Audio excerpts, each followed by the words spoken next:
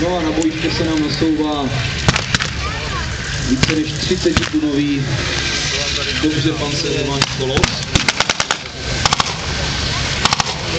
Děj nás posouvá v okamžiku, kdy němečtí obránci ustoupili z předsunutých postavení a budou se držet na kláze hlavního odporu.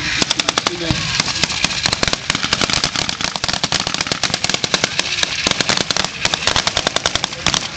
trochu odvysvětlit zátarostí.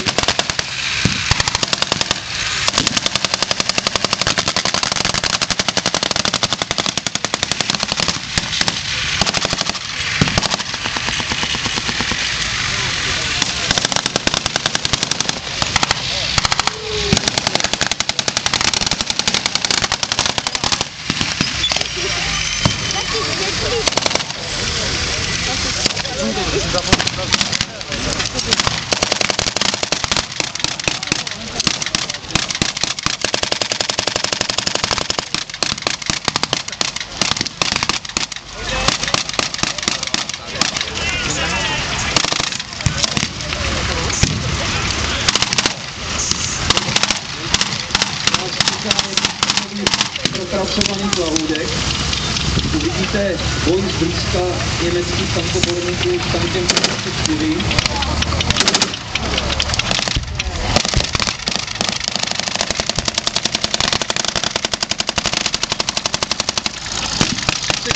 Se pokusí prorazit přes překážky, ale bude odstřelena magnetickou minou, kterou na ní položí tankoborník, který je zakopaný v terénu a ten přímo na ní.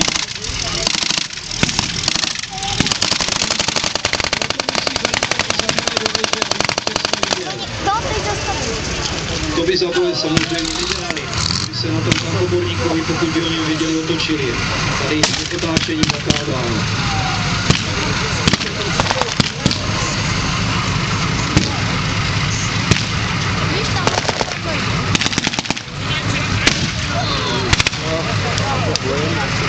Tím probíhá další boj, která vozidla jsou zasažena.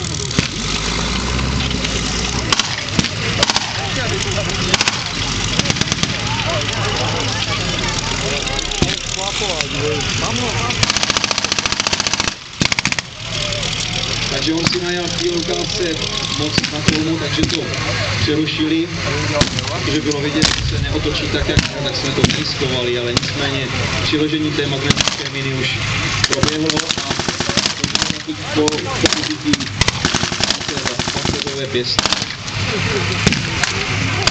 Ty ruční reaktivní zbraně, které se na konci války objevily v rukách tankoborníků různých stran, to bylo velké nebezpečí pro tu obrněnou techniku.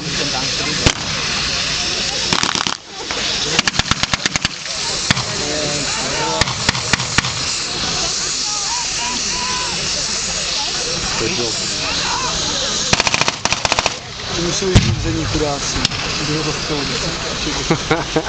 Ale což strojně to vnímá. Vydýmilo ho to, víš, že tam nevydržel. Posádka byla částečně vyvezena, částečně zajatá.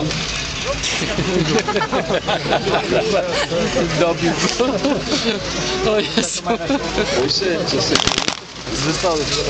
obě strany jsou na cíli a bude se zase Moc se vydýmili. Minomet? Od režiséra, který sedí tady pode mnou, slyším pokyny, takže za chvilinku se to zase pohne, on má spojení na všechny ty těžké prostředky, které ovlivňují činnost na bojišti. Takže teď se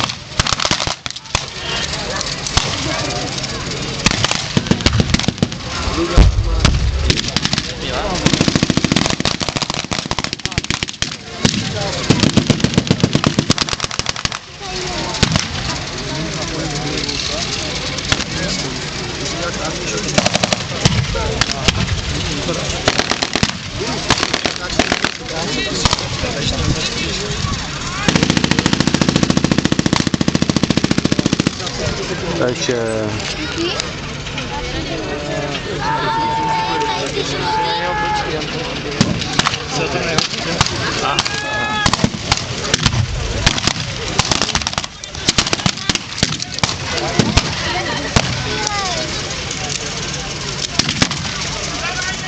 Je vám jasné, že ani v téhle ukázce Němci vyhrát necháme, oni mají odváděné scény z konce války, kdy vítězi. Nicméně rozhodně si nepředstavíte nic v tom smyslu, že by to byl lehký soupeř. I na tom Ostravsku shodou okolností bojovaly velmi zkušené frontové jednotky první tankové armády nacistické Wehrmacht, a to byli vojáci, kteří měli za sebou 3-4 lety